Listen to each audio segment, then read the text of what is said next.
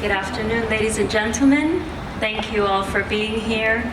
My name is Ahlam Buluki. I'm the director of the festival, and it gives me immense pleasure to be moderating this conversation today. Before we start, I would like to thank the sponsors of this session, Dubai Tourism and the Ministry of Culture and Youth. Elif Shafak is an award-winning British-Turkish novelist. She writes in both Turkish and English and has published 18 books, 11 of which are novels.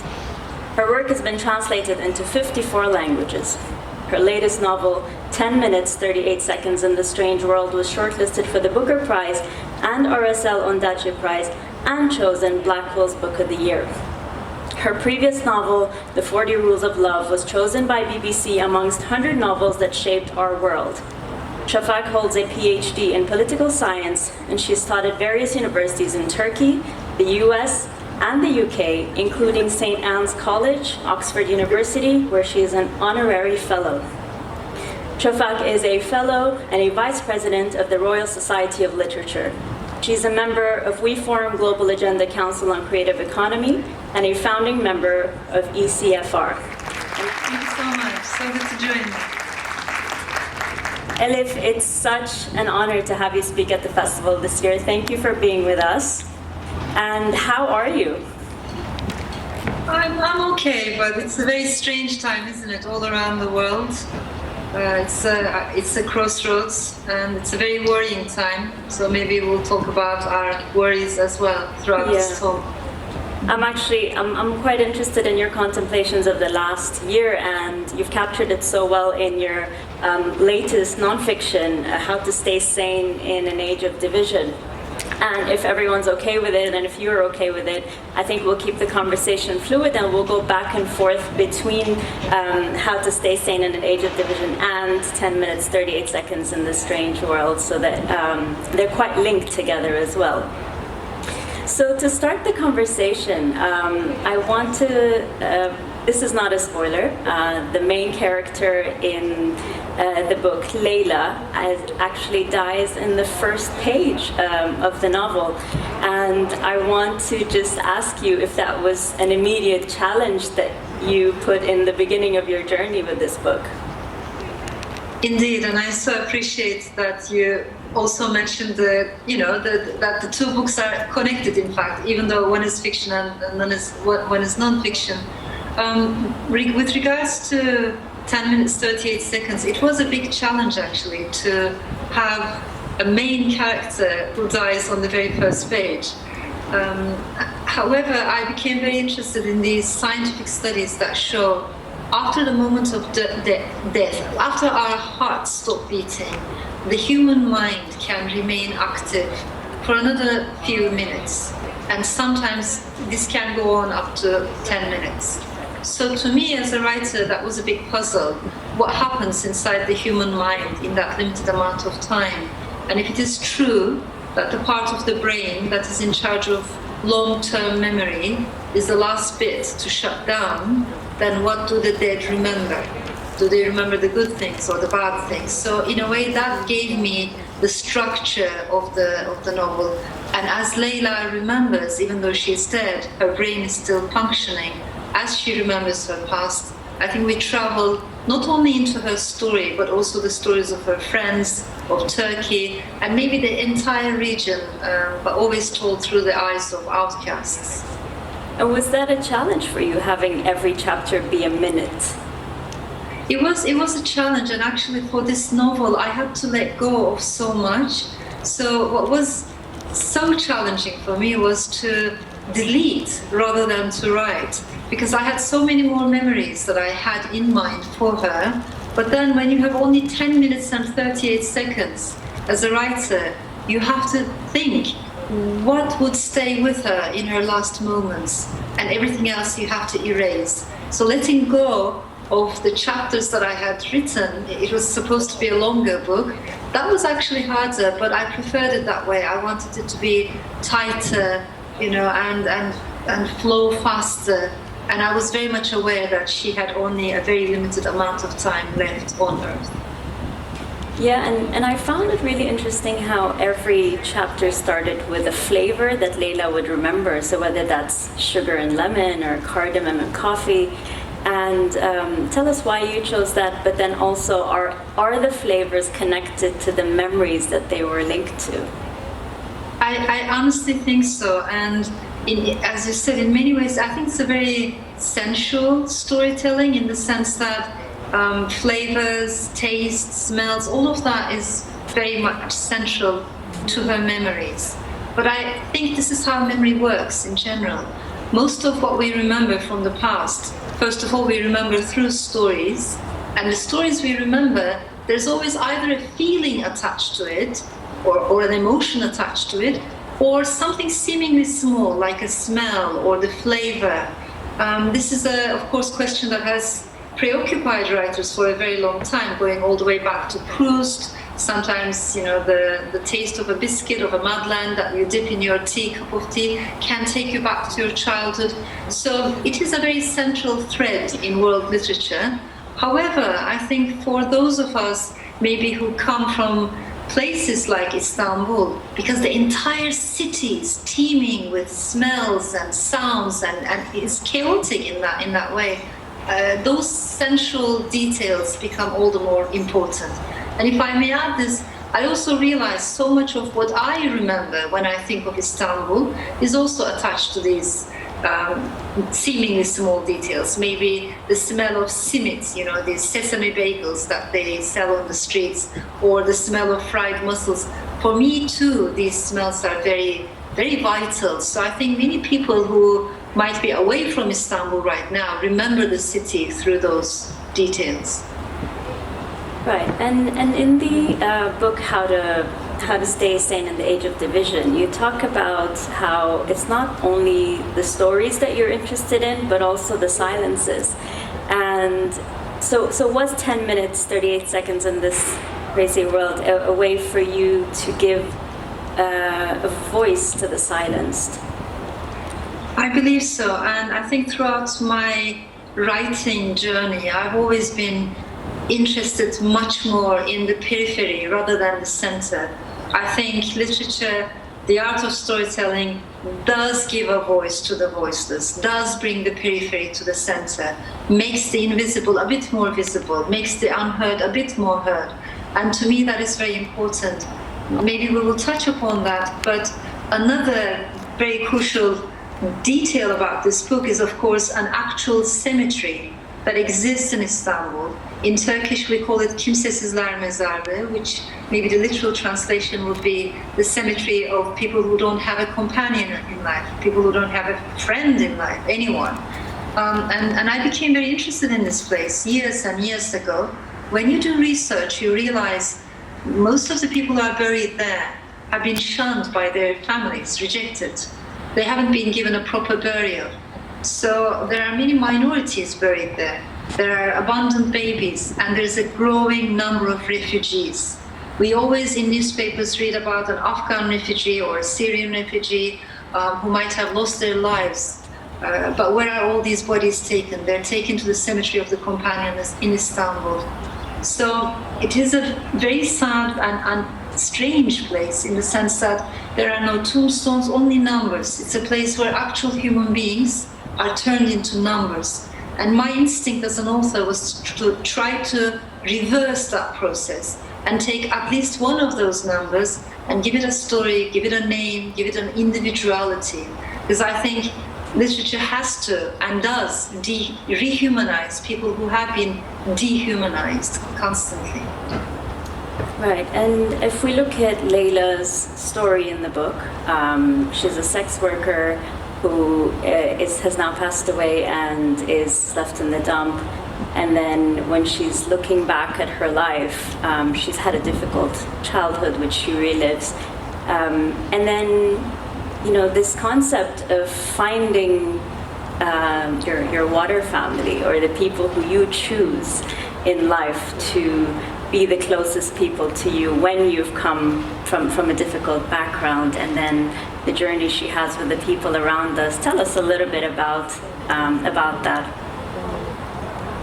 It makes me happy when people say to me, even though this is a book that deals with difficult subjects and such as death, such as sexual abuse, the life of Layla has not been easy at all from the very beginning. But despite all that, sometimes readers tell me that this was an uplifting reading experience for them. And when I hear that, I feel happy.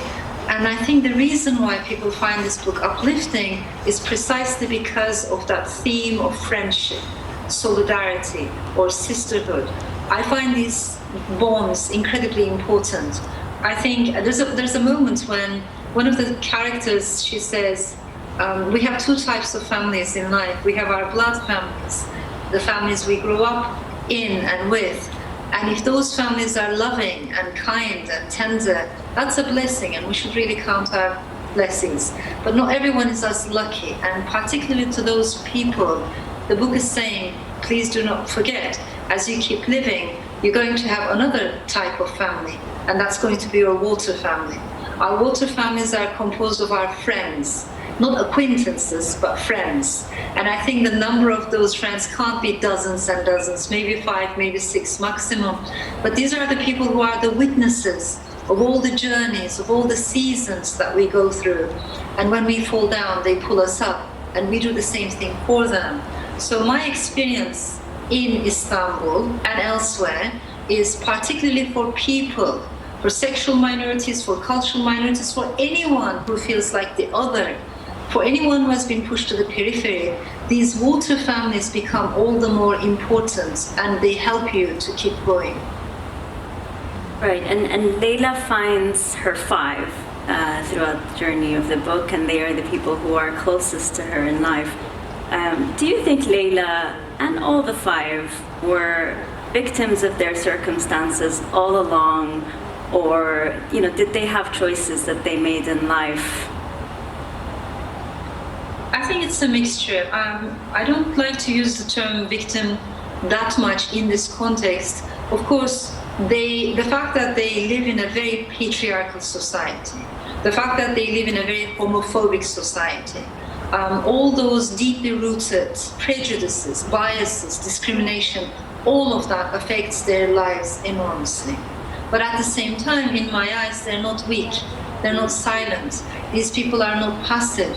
So they have been victimized by their circumstances, but they also resist. They also try. There's constant struggle and laughter and joy and love and friendship and sisterhood.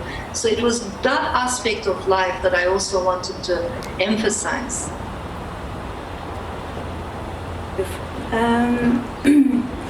You say in How to Stay Sane in the Age of Division, you say there are many citizens across the world today, and their number is growing, who have a hard time recognizing their countries, walking like strangers in their own homelands. In the case of Layla and the 5, and her 5, they were strangers amongst their blood families as well, and that influenced their destiny. Indeed, and I think when countries go backwards, I honestly think we women need to be more concerned, because the first thing that will be taken away will be women's rights. We have seen this in country after country. Also, it is not a coincidence that wherever democracy crumbles, that's in that place, the appreciation of diversity is also lost. So there's a direct correlation for respect for diversity and the quality of democracy in a place. What I have experienced in Turkey is, as we have been sliding backwards, as we have seen an increase in nationalism, in religious fundamentalism, we have also seen an increase in authoritarianism. Equally, we have seen an increase in patriarchy. We have seen a loss of women's rights. And in that context, if you are deemed to be different in the eyes of the society, for whatever reason, it could be the color of your skin, it could be how you look, it could be your sexual identity, it could be anything that attaches the label different to you, then your life is going to be difficult. So I wanted to also explain that diversity is beautiful. Diversity should be celebrated. But this is not only a problem that happens in some countries. I think it's happening across the world. Like when I look at the debates across Europe, there's so much attack on diversity right now against immigrants, against people coming from different religious backgrounds, different cultural backgrounds. So for me, there's a direct correlation between our respect for diversity and our readiness to embrace democracy. Right. I want to come back a little bit to your creative process and your style of writing, which so many are in love with. And there's a couple of moments, like in the book, where you describe things in a way that only you do, and that's when you say she kept a secret like an oyster hides a pearl. Or when you say, when her brother is born, she saw a feather on the side of her eye, and it could have been a bird or it could have been an angel passing by. And these stunning ways that you use words, I'm interested in how that process is. Is that, something that comes naturally to you? Is that something that requires deep contemplation, or are you constantly observing your physical environment in search of analogies for your books? I so appreciate this question. I think it does come naturally in the sense that maybe I perceive life like that. So for me, not everything is rational, not everything is logical. Maybe partly because I was raised by a grandmother who was a little bit, I don't know how to explain it, but more spiritual. So I had an unusual upbringing. I was raised by two women. I was born in France. I was born in Strasbourg. But shortly afterwards, my parents got separated. My father stayed in France, and my mother brought me to Turkey. For her, Turkey was the motherland. For me, it was a new country completely. And we came to my grandmother's house. And this was a very conservative, very, very patriarchal neighborhood. And in many ways, I think I felt like we were the outsiders. I didn't think I quite fit in that environment. But I was also very much aware of the solidarity between my mother and my grandmother. My mom is very westernized, very modern, very urban, rational, secular. Grandma is very different. She's more Eastern, more irrational in many respects, less educated because she was not allowed to have a proper education because she was a girl. And at the same time, she was a huge supporter of women's education. So, and she was a very wise woman. So she taught me that there are different ways of attaining knowledge. That knowledge is not only about books, that knowledge is not only about diploma either. There are different ways of thinking. So maybe this distinction that I make between information, knowledge, and wisdom, partly I took from her. But the reason I'm mentioning all this and my own background is because from my mother, I got my love for written culture. From my grandmother, I got my love for oral culture. And oral storytelling is usually looked down upon by sometimes intellectuals because it's regarded as the domain of uneducated people or just irrational beliefs. I've never looked down upon oral culture. I respect it, and there's a part of me that wants to bridge written culture and oral culture. So many of those details that perhaps you see in my books come to me naturally, probably because of my own upbringing, that mixture, that hybrid upbringing that I myself had. And also because I'm interested in the poetry of life. I'm interested in the magic that exists inside life. And you write about identity, and if I were to ask you where you see yourself, where are you at home, what is identity to you, what would you say? Such an important question. And a very complicated question for me, at least. I am not very fond of identity or identity politics in the sense that when it becomes more singular, more sharply defined, I don't feel comfortable. I'm interested in multiple belongings. I think I'm interested in fluid identities or defining it in terms of water rather than mutually exclusive categories. So when I do look at myself, for instance, I'm aware that I'm an Istanbulite, or I would call myself an Istanbulite, and I think my love for Istanbul is very visible in my work. Wherever I go, it will come with me. But I also feel very attached to the Balkans. So put me next to a Greek author or a Bosnian author, Bulgarian author. I have so much in common with them. Equally, I feel very attached to the Middle East. I have so many elements in my soul that I bring with me from the Middle East. And that will always be with me. At the same time, I am European. Over the years, I became a Londoner, I became British. And despite what politicians have been telling us in the UK, especially because of this Brexit mess that we're going through, they've been telling us that if you're a citizen of the world, that it means you're a citizen of nowhere. And I reject that. I don't think that is true. You can be from here and at the same time from multiple places. You can have local attachments and global attachments, or international attachments, or regional attachments at the same time. We can have multiple belongings. Sometimes people say, well, that's a luxury, that's something only you can enjoy if you have traveled a lot, for instance.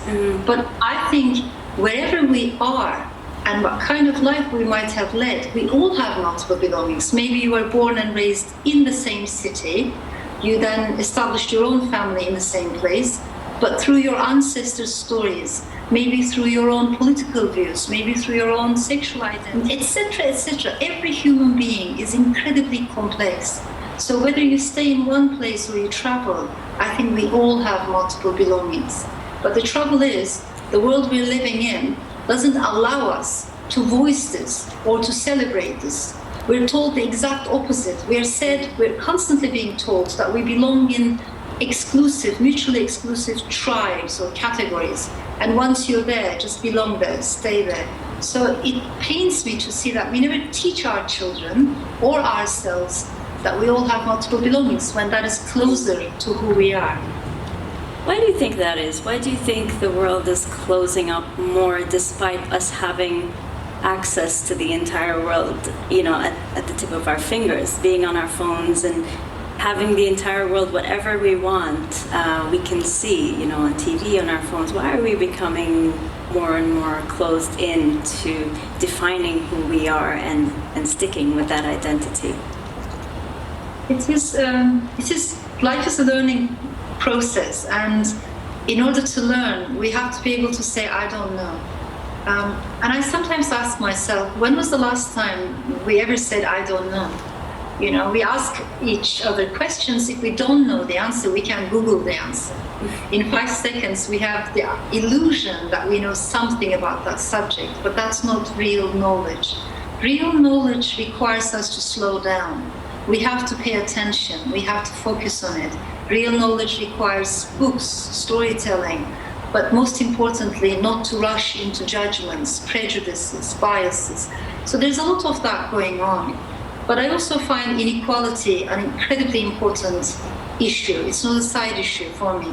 So I'm interested in inequalities, plural. All kinds of inequalities, whether it's gender inequality, whether it's class inequality, whether it's inequalities between cultures, regions. I want equality. I think as human beings, we all deserve dignity and equal treatment.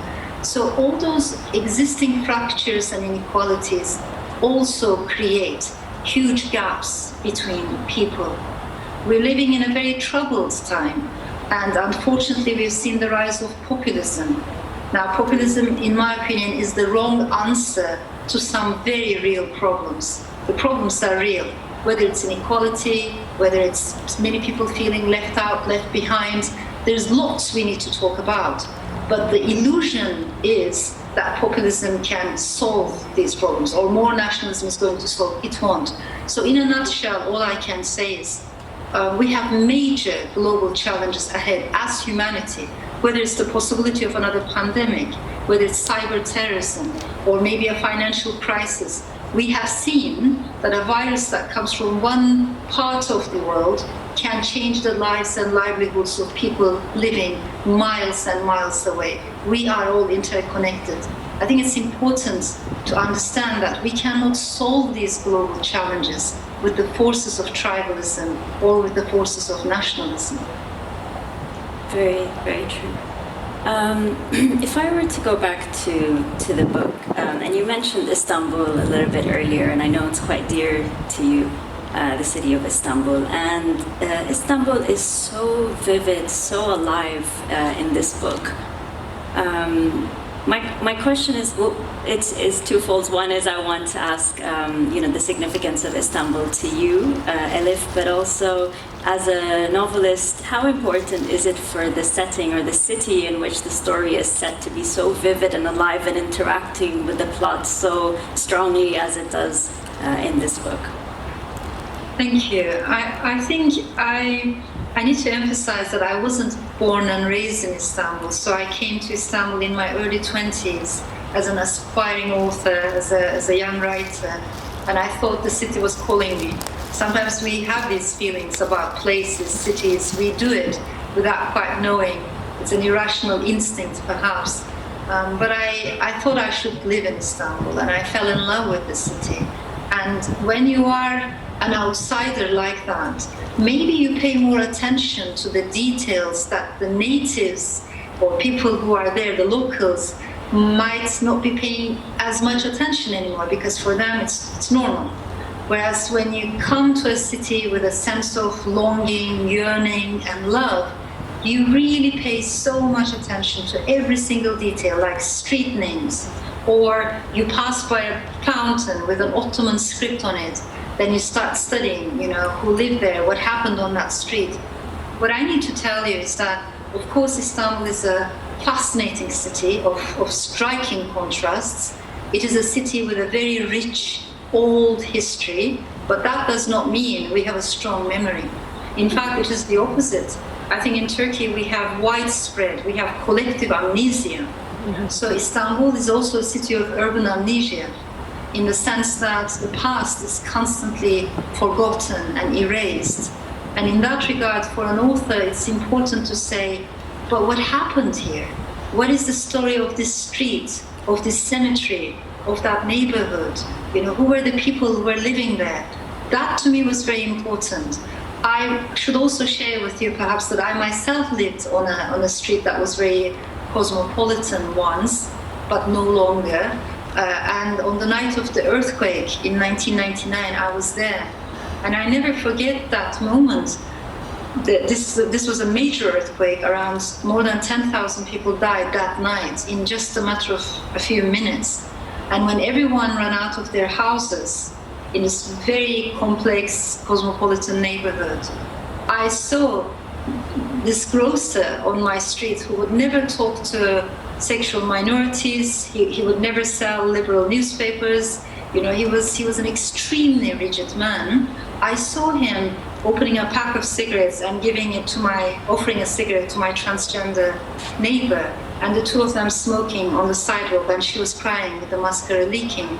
The reason why I'm sharing this is because in the face of death, in the face of disaster, in the face of an earthquake, suddenly, for a few hours, everyone became one. But of course, the next day, it was back to the old normal, it was back to the old prejudices. But Istanbul is a city that shows you these moments, and then you can never forget again. Wow, that's a beautiful story. Elif, in the note to the reader section, you say, many things in this book are true and everything is fiction. Is that true for all of your work? How much of your real life environment is in your work, and how much of it is truly fiction? That might be true for most of my fiction, in the sense that I love to do research, I love to learn, I love knowledge. And sometimes when people say, especially it's male readers who say this, they come to me and they say, I don't read fiction much, I read politics, I read history, I read philosophy, I don't have time for fiction, I want to understand what's happening in the world when so much is going on. And it makes me really sad to hear that, because I think, why are we compartmentalizing knowledge like that? We should read both fiction and non-fiction. To me, it's always intellectually more stimulating if a poet becomes interested in political science, or if a political scientist becomes interested in cinema, or a film director becomes interested in, for instance, philosophy. That combination, when we learn from fields that are outside of our comfort zone. So I like to read a lot and learn a lot. In that sense too, maybe there is a lot of maybe factual or knowledge, if I may put it this way, in my fiction. However, if you're asking whether it's autobiographical, I would say no, most of the time. And the reason is because, for me, literature is not necessarily telling your own story to the world.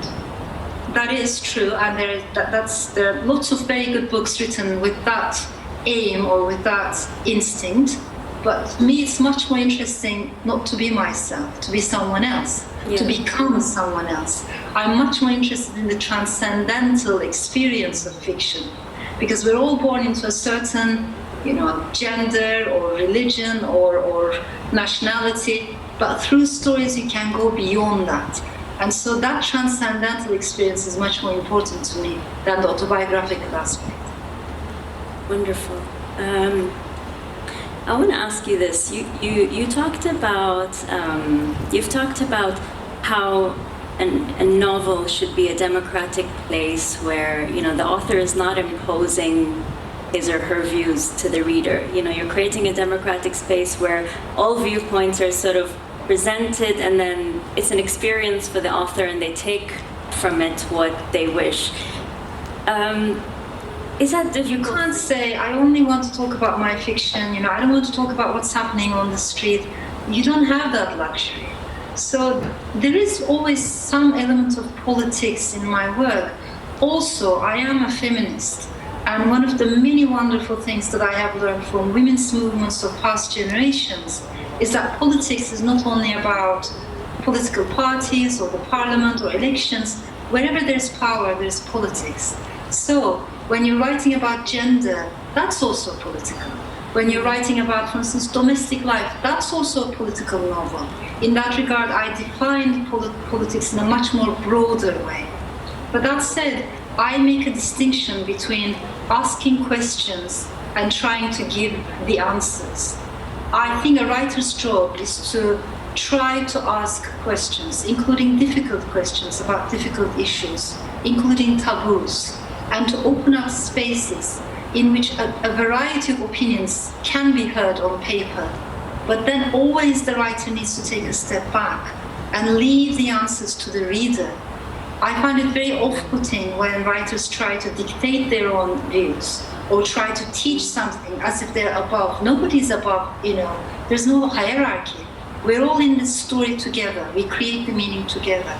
So I'm very much aware of the distinction between questions and answers.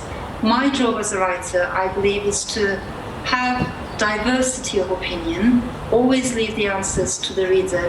And to me, it's fascinating that every reader will come up with their own interpretation. I have met couples who have been married for 40 years or longer, who read the same novel with completely different opinions, and they like different characters or dislike different characters. I have met friends who are very good friends, they know each other's secrets, they read the same book, one of them loves it, the other one not so much. Why? Because the reader is not passive. Every reader brings their own experience, their own gaze into the story, and I respect that and I like that. Elif, there's a specific part in the book. It's far along in the book, but doesn't give away any spoilers. It's a conversation between Diali and Nalan, and then he says something really interesting that I'd love to hear it. I'd love to hear you tell it as a story. He asks Nalan what is the main difference between I think Europe and here. And then he gets the answer wrong, and Diali explains. Could you tell us about that scene? Because Ali he was raised in Germany. He knows both the West and the East. Or I'm using these, of course, big generalizations cautiously. but he has seen multiple cultures. He's a commuter in a way. And he compares how cemeteries, graveyards are designed in major European cities and how they are in Istanbul, which is much more chaotic. Anyone who goes to Istanbul will see that the cemeteries are within the city, scattered in a way. And sometimes you might walk by a shrine that belongs to a certain saint, or the traffic might flow on both sides of the saint's shrine. So in a way, the dead are very much part of the life of the living. The graves are very visible. And he talks about the social psychology, the social implications of having cemeteries or graveyards outside of the city or outside your daily life, having them compartmentalized, or to learn to live with the ghosts of the past. And I think it's something that I also think about a lot. I thought that was really interesting how he said the city belongs to the dead here, not to us, who is constantly reminded of it being so finite. Can I ask you to read a very small section of How to Stay Sane in an Age of Division on page 42 about leaving motherlands? Yeah, thank you. Motherlands are castles made of glass. In order to leave them, you have to break something. A wall, a social convention, a cultural norm, a psychological barrier, a heart. What you have broken will haunt you.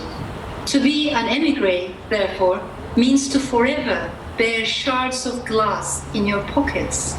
It is easy to forget they are there, light and minuscule as they are, and go on with your life, your little ambitions and important plans. But at the slightest contact, the shards will remind you of their presence. They will cut you deep. It's so beautiful. My question to you is, a friend and I had a very interesting discussion about this part. She asked me, how do you understand the shards in this scenario? And I want to ask you the same question. It is, I think I get emotional when I think about the shards, because these are concepts that I think about a lot. Exile, self-imposed exile, belonging, non-belonging, being at home but at the same time being an immigrant, being a foreigner. All of those concepts and questions are very close to my heart. They resonate with me. And I am aware of the fact that I live in the